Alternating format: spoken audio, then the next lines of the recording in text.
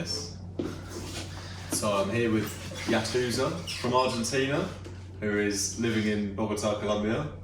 And yeah, bro, just wanted to talk a little bit about South America, drum and bass. For sure, Live. for sure. Just keeping it pretty casual. Just in general? Okay. Yeah, man. So, so you're from Argentina, but why did you change to come to Colombia? I think I came to this decision in 2018, actually. It was after I came here to play. Like, Oh, yeah. I actually got an offer from Argentina, like an inbox, like saying, "Hey, we're interested in booking you," and that was with a collective of people that was organizing events in an area that's called Sopo. Yeah. And so their name was Insanity Crew, and Yeah. they're the ones that kind of messaged me one day. But I actually met one of the Colombian scene's artists back in Argentina. His name is Asura. Yeah. So shout out to Marco. And so we met in Argentina, and then we started making music in Argentina and like hanging out. And then because he was actually studying over there. You were making DNB then? Yeah, I started making drum and bass in around 2014, if I'm not mistaken. Around 2014, 2015. Yeah. I actually started getting into Ableton and started really trying to learn the program and everything. So when you started producing, it was with drum and bass mostly. It was the first genre you yeah, it was my main point of interest when making music. Of course, I also have a lot of inspiration with the hip hop and resampling and all that. The magical journey that ensues within hip hop with the whole resampling techniques and all everything. But you got a show over here and you came to play that, and then you thought it was just good here to live as well. Yeah. At the moment, I was kind of living through a transition as well, and in Argentina, the drum and bass scene isn't as strong as it is here in terms of culture and also producers. There's only a couple producers that are really trying to make serious music and trying to express themselves and through drum and bass. So the scene was more going on here. Yeah, it had a lot more going on. That's one of your main reasons to move here, was it? Yeah, apart from Paula, which was the girl that I had met when I came here to play. It was of course the music and although a bunch of opportunities, of course, of meeting people with the interest of growing this culture of drum and bass within South America. Yeah, and it seems like Bogota or Colombia is the capital maybe of drum and bass. Yeah, it's of course arguable between Brazil and Colombia, because Brazil has so many producers and they've already got their own kind of sound aesthetic going on within their drum and bass, and that's cool, but for parties and international guests and culture and movement, I think Bogota is actually one of the leading scenes in I just wanted to come to South America to work online and teach. I thought if I get any extra shows, it's a bonus. I don't know how big the scene is in South America, but then when I randomly picked to come to Bogota and then researching it after I'd already booked the ticket, I was like, whoa, there's shitloads of DNB here. It's crazy. It's crazy because people don't actually know, and people also have a different perception of Colombia.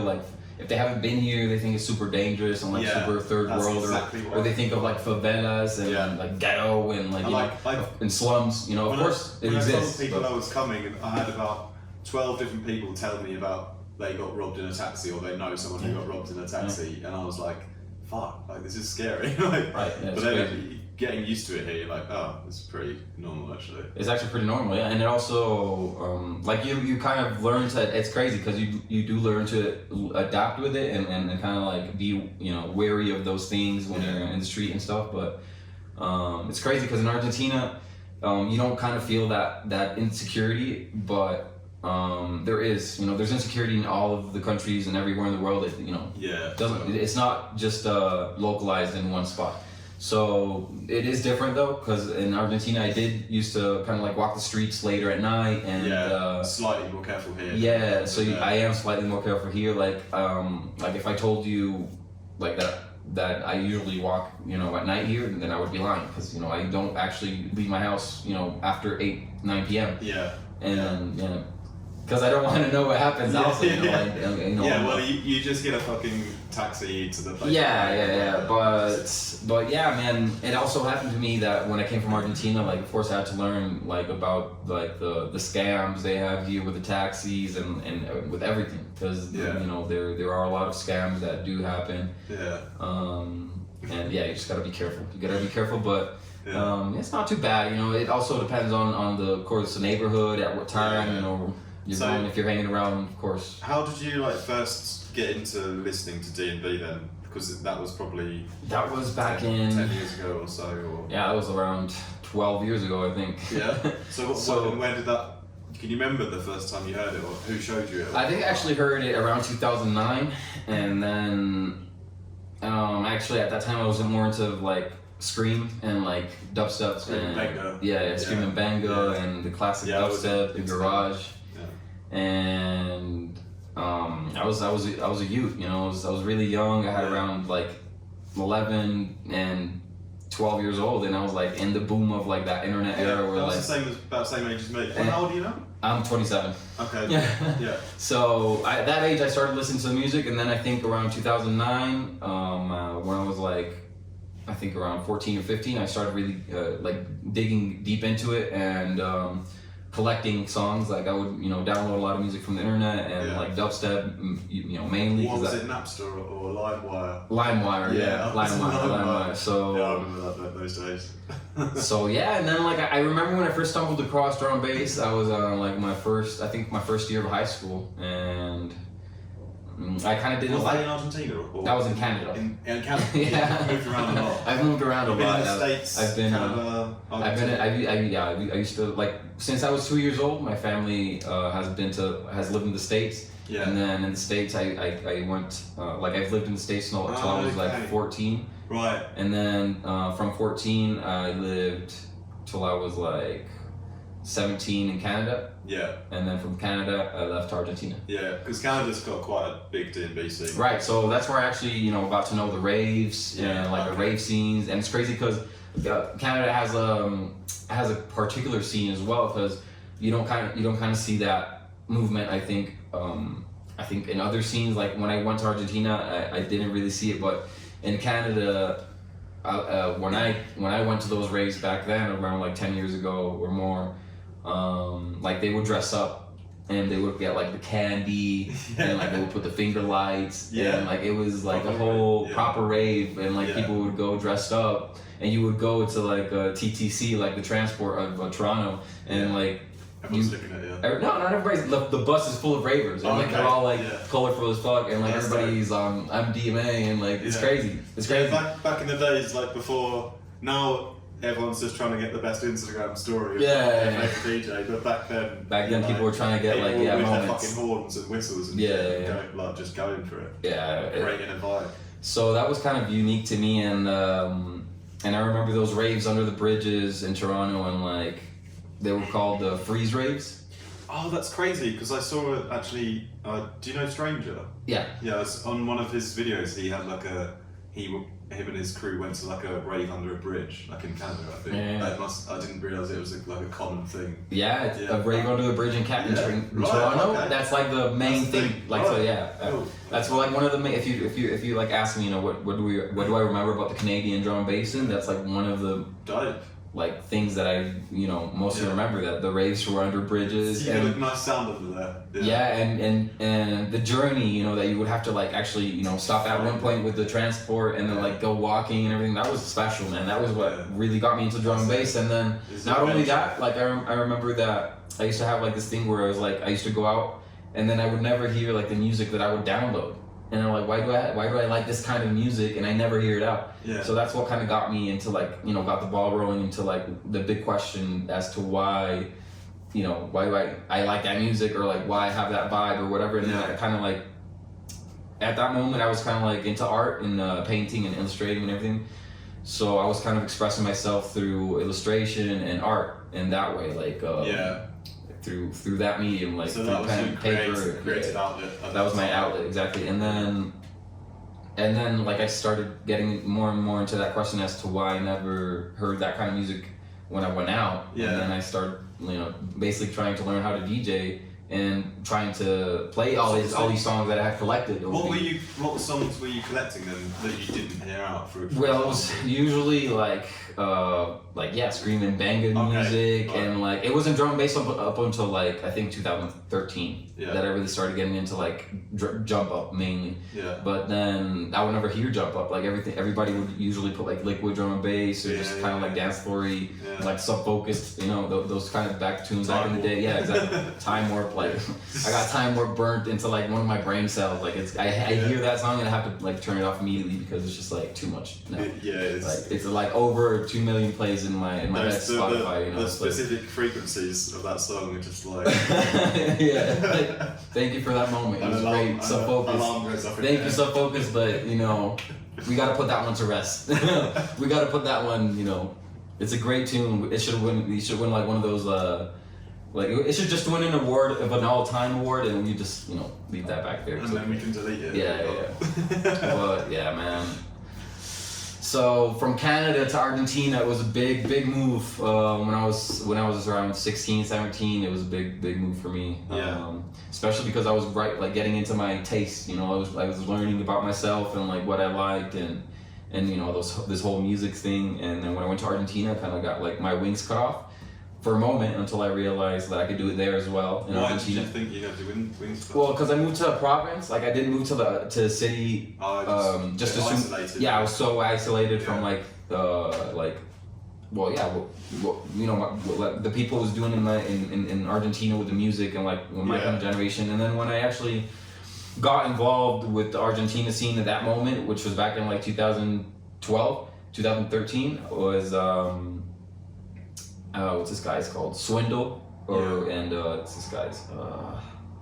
It's another guy, but it's from the same kind of like deep medi. Well, they kind of like booked some guy to go. Silky. His name is Silky. Okay. So they booked Silky. He makes like 140s as well, like garage and dubstep. He's more of like that kind of style, like deep medi and screaming benga style, not like the new updated rhythm dubstep. Of course, that's kind of like the roots thing. So when I got involved with the Argentina scene of like bass music, they were actually booking dubstep artists. Yeah. And then it kind of like within like the 2 or 3 months that I kind of got involved, everything kind of like flipped the switch to drum and bass. It was crazy. Like dubstep wasn't relevant anymore until rhythm came out like a couple of years later, and then like it was crazy. And so were you producing at this time already? I was learning how to produce. I was like going to Ableton courses that were being offered by Argentina and stuff. It was crazy. I think my viewers or listeners would probably want to hear most about your like production journey, how long it took you to get good at it, when things like suddenly clicked. Well, I remember there's something that's something that really clicked when I started making music and like showing my tunes out to people. It was like I remember it was Enoji. He's like a Belgian producer, if I'm not mistaken. I think he's from Belgium. That was in Argentina at that time, kind of like traveling. But he's like a sound designer and stuff, and he was like super serious, super like mature already. He was like a person that had matured his sound already, and was just making like sample packs and just like sounds, and he would get his super expensive microphone and just like go out in the city and like do field recordings and just kind of like process his sounds and just kind of focus on that and not more on the electronic music thing. Yeah. And then he actually told me, I like the drum and bass that you're showing me, but of course.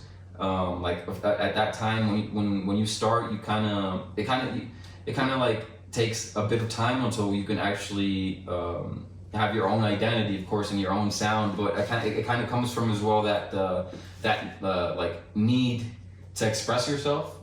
I think if somebody really needs to express himself, then you would actually acquire that kind of identity in a shorter time than if you're trying to make music just because you want to sound like somebody else, you know. So if you have that need of expression, I think that's so good. I think that's something that actually helps you get that identity. That, you know, when you don't actually focus on that expression, it actually takes a longer time. Yeah. Because you're actually already trying to, you know, simulate formulas that have already been created, like for sonic, you know, results. That's so true. So, did you have quite an ease to express yourself? Yeah, I mean, since I came from like the artsy, you know, kind of thing, and like from painting and drawing, and I really, you know, like what that kind of like when you see a painting that's really good and you're trying to like decipher like what the painter was feeling, I kind of translate that to like the music thing, and I'm like trying to, when I listen to music, I'm like, what, you know, I'm trying to you know, just kind of enjoy what the producer is actually trying to translate onto the track. How they were feeling when they were producing it, or what kind of led them to you know, kind of feel that way, or to like portray that kind of like sound journey, kind of like, you know. But that's the way I kind of like perceive the music, you know. So when I like switched from art to music, that was my main purpose. Like, I want to express myself the you know, best way possible through the music. Like, I want, you know, if I'm drawing, and then after I'm drawing and I end up with something good, and then I actually feel better because I kind of like left, you know, my bullshit there, you know, all my emotions there, and like my stress and everything, I transferred onto the paint and whatever. Then, you know, that was kind of like my purpose to make music. Yeah. And actually, I think a lot of times when I've done good work, it's been when I've gone through like a emotional time, and you gotta like just fucking get your head and do something, and then you like just turn to like production, and you get lost in that world. So, and then that feeling sort of goes into it, doesn't it? It does tie in. It does tie in. Like, it's crazy because it's different for everybody. But I think I would, you know, some advice if I could give like to a newcomer, for them to like, you know, if they would ask me, you know, how long it took me to actually get my sound to where it is, I don't know. I think it would actually take you at least 8 years. At least 8 years until you actually. But it's you know, it's not even that. It's just that you gotta be so critical with yourself. Like, you just gotta know when your shit sounds bad. Like, and just gotta like. No, but I think you should just make music without expectations. Actually, I think that's the best way possible to transmit that creativity. Because otherwise, of course, if you get too technical, then that kind of shades on the creative process. Are you like, now that you've been producing for a while, do you still get tunes that you make and then you just don't finish, and it's and you just forget about them? Yeah. I mean, not. I've been trying to do that less since I've actually. So it's like I remember I was telling you the other day that I kind of went back, since I came back from Argentina not too long ago, and then I went through all my projects and kind of deleted everything. And just kind of like the massive sample pack. I made my massive sample pack. Oh, so that's have you put it online or anything? No. It's just that's for personal use. But so that's kind of like that result of that, like, you know, procrastination that I kind of like flipped and made into, you know, productivity, because it was a lot of, you know, more than 200 you know, rough drafts and ideas that were just like, you know, pretty okay, but you know, I would never finish. That's a great idea, actually. Like, all your old projects you never use, just go and just go into them and just and find the best loops, and the good thing is that in that moment in time, you know, you chose that sound for a reason. So it kind of like, it ties in with the whole kind of like sonic aesthetic thing, and it kind of, it does help you kind of like compile that your own sound. Your own sound in a way, and of course like your own processes and everything. So I do recommend it. I mean, if you have if you have like a hard drive full of old projects, it does take a while. Like it took me 15 days to generate 9 gigs of information. That's so much though. It's so much, bro. It's crazy. Like I almost went crazy. Like I would just like in the computer. I just like at one point I was like, what if I burn myself out of like production? You know, what if this burns me out of production? And I was like, no, I gotta keep going. I'm almost done. I had that like the beginning of this year, I was making loads of preset packs, and I got to a point where I was like, I burnt out my fucking wrist. I couldn't even use the mouse anymore, and I couldn't use the computer for like a month or two, like because I was producing, editing videos, and making sample packs, and it was just like I was going as hard as I could. And it just literally burnt out my body, like just. No, yeah, it's crazy, and it fucks your back up too as well. Yeah, crazy. Like. So what about? Tell us about your like releases, because I discovered you like actually a few weeks before we met in real life on like Facebook or something. Yeah. And then I was getting some dubs from my main man Pete from Overview, and I was like, oh, holy shit, it's Yatuza with the spicy empanada. And it was like a banger as well. And I wanted to play it on our radio gig, but you were there as well, so I thought, nah, I'll let you play it. And I'll play it. No, but yeah, so obviously that is like some success that you've had with like in the industry. Yeah. Have you signed with other labels like before that as well, like well-known ones like Overview or? Was that one of your first like sort of good labels? No, I've signed a couple ones. Like I think it kind of depends as well on the taste, of course, of the drum and bass that you're listening to. But I think one of the biggest ones at the moment is it has to be either Dispatch or 31 Recordings. Yeah. And I don't know, man. It's just kind of like. It's crazy because I would have never imagined, like, for example, a couple years ago that I would be making music with like NC-17 or like people from like Czech Republic, you know, like of Not Equal, and these guys, and then it kind of. How did that sort of happen then? It just kind of like it just happened one day because I don't know I don't know how to explain it, but it kind of ties in with kind of like the music that you're trying to make, and I think. Just kind of like they heard my music and they got in touch with me or something like that happened, and because they were you developed your sound up to that level. Yeah, I kind of was transmitting something that captured some emotion somewhere. Yeah. And then they got in touch with me. Out to you, and they were like, "Hey, can you make music for us?" Yeah. And then I would send a lot of music, not just one tune. 9 gigs. No, I would send a lot. Like I was known for a couple like months to be sending out like more than 10 or 15 demos, like because I would just be making music. That would be my full-time, you know. I would go to sleep late, you know, enjoy my teen years making music, and just have you like written a track from start to finish in like a day or less? You did, You're that it's like it's a bad habit. I'm the opposite. It's a bad habit because you gotta leave some room to breathe. You gotta leave some space to like. I used to be 2 or 3 months to write a song. Yeah. Now I've got it down to like a month. But then that's still like slow compared to a lot of people. But it's hard. My ideas are really out there and crazy, and I have to like every time I release something, I always kind of like doubt myself, and it's kind of like that kind of battle with like the ego kind of thing, because it's like, you know you can make music, but then when you release the tunes and then you hear other people's music, it kind of like shits on your music, and you're like, but I thought that sounded great. Yeah, I used to have that problem. I don't anymore, because like if I hear like another person's song, even if it's way better than mine, I'm like, I'm just gonna fucking play that at my show. I'm gonna rep it. Yeah, exactly. I'm gonna support it. I'm gonna play my own shit too. Yeah, exactly. There's loads of time to play the songs. But yeah, so when I release music nowadays, I'm kind of more iffy about it. I think about it a lot, and one of the main things that I kind of like advise people as well, like some advice that I give to people, is that like when you're making a tune and you really like it, think if you're gonna really like it as much in 6 months. Yeah. And then, go back into the tune and fix some things and really work on it, and then really, try to make it as solid as possible. And then in 6 months, you'll thank me. And you'll be like, hey, actually, I still kind of like it. And if you still kind of like it, well, you made some progress, because of course you're not gonna fully like it, because like.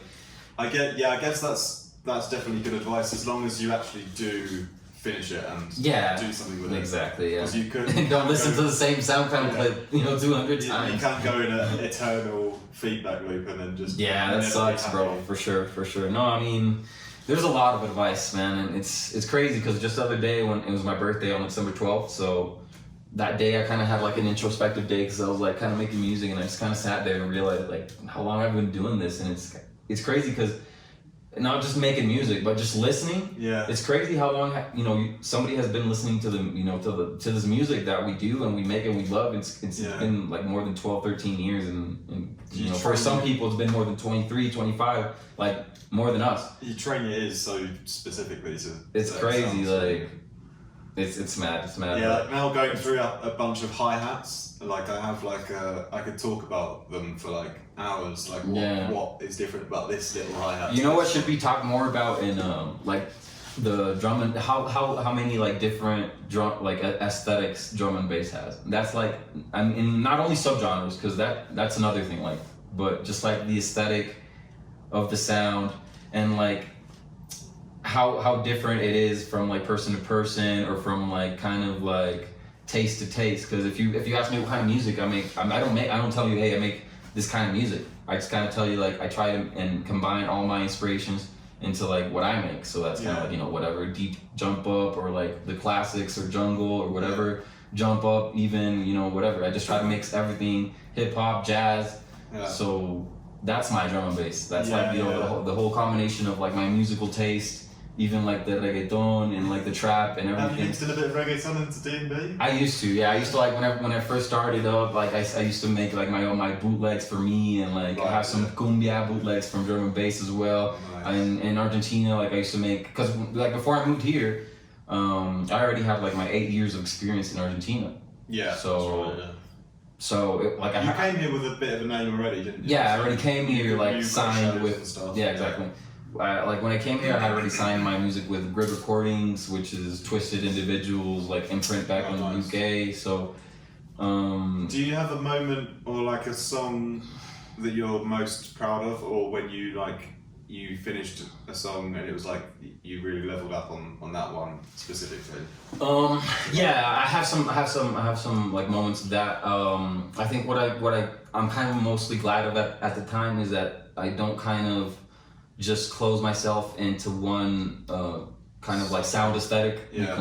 I just kind of make music without expectations, and I try to make it sound as tight as possible and as playable as possible. But at the same time, I'm always constantly trying to learn new things and better my music. Yeah. So I'm kind of proud of that. I can make you like a certain type of sound or tune in an hour. But then for like some more techie shit, it takes me a couple more like tries. Yeah. So I can kind of achieve some like a sound that that comes naturally to me, and then when I actually really want to work on something, you can actually tell. So I'm kind of happy that I can produce at these different levels of like, I don't know how to say it, but it's like I don't know, man. It's crazy. It's like crazy because it's not like I just lock myself into one certain kind of drum and bass. I just kind of make drum and bass and whatever comes out.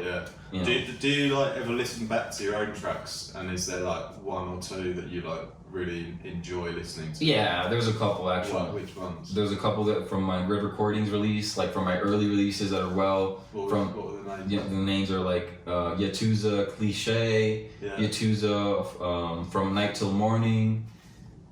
Yeah. There's another one.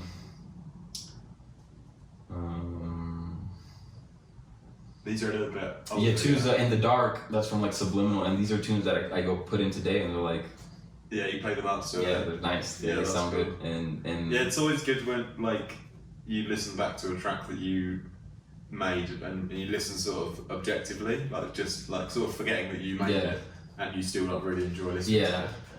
I like it. What I'm trying to make right now is kind of like I'm adding like more like another 16 bars to the tune, or another 32. So kind of just having like 2 minutes of drop isn't enough. Yeah. So I'm kind of like extending that. Yeah. That not the drop, but just kind of like the bridge downwards. Yeah. So another 16. So like they can just leave the tune there if they're trying to, if the DJ's struggling to make make the tune. New DJs. Yeah, for the new DJs, and like I'm actually enjoying the journey now as I produce more, because I'm. So you're making longer tracks. I'm making longer tracks now, but just bringing back the old school vibes. Yeah, kind of. I'm like 3 minutes. Not really, but yeah. 3 minutes is all that it takes up. Yeah, 3 minutes is all it takes. 3 minutes, TikTok DJs. Yeah. grumpy face and bass face, and you got it. All right, man. So one more thing then, you're going to England next year, aren't you? Or is it? Hopefully. Or is it not planned yet? It's not planned, but it's in the horizon. Like I got a lot of people from, like in England, I got people from in the Vokes nightclub that want to take me there to Vokes, like from Subliminal Recordings, and then I got some people out in Bristol as well. And then, but the main kind of like focus I think is gonna be Europe. Yeah, because I don't know. I think it might be easier, to be honest. Like England, it's kind of like a headache to get into. I don't know why, but. But you're planning to go over to Europe next year? Europe for sure. Nice. Like we're trying to go there. I'm trying to go. Have you been to Europe before? No, I've never been across the pond. Oh, this is my first time here as well, man. And, nice. Yeah, I never thought I would come to this part of the world. Nice, welcome. I'm glad I did. Yeah, man, I'm glad you came here and saw it with your own eyes. Yeah, it's great to meet you and Brain straight away as well. Like two guys that are just like, you know, they're proper junglists. Like, man. It's just like sick producers as well. It's crazy, so you just like instantly sort of. Friends. Yeah, that kind of like that's the kind of thing that kind of got me into like moving here as well, because like the you know, it's crazy because the people are really into the music and it's respected. You know, it's art, like it's an art form already here that's respected, and a lot of people want to kind of pursue that dream to express themselves with music or even just make music. You know, but it's cool. But you know, it's awesome because in Argentina, like it was really like closed off. Like in Argentina, I don't know if you've been through a similar situation, but it's just kind of like a scene made of DJs. Yeah. And people who make events, but the artistry is lacking. You know, it lacks. Like there's only like 5 local DJs and like pirate DJs, not even like well-renowned like DJs. Yeah. I mean, of course, not to take any credit from Bad Boy Orange that lives in Argentina. He's like an old school DJ he's doing a lot for the culture, and they gotta give it to him, and respect to that. I'll never take that from him. So shout out to him. But apart from that, like we do have less artists than Colombia and Brazil and even Chile. There's more drum and bass now from every guy from Chile the other day actually. And in Chile now there's gonna be more parties and everything, so it's cool because it's growing everywhere. But we will take over eventually. Yeah, for sure. I can feel it. It's gonna be as big as house music, as big as techno. Drum and bass is gonna be there. All the Instagram girls be in the front row going like this. to Dead Limit. For sure. Yeah, Dead Limit is gonna be like 3 Little Birds from Bob Marley one day. Alright, brother, thanks for sharing your journey, man. For sure, man. Thank you for having me here. Thank you for having me. Let's go and make a bit of music now. Yeah, let's do it. Let's see what comes out of it.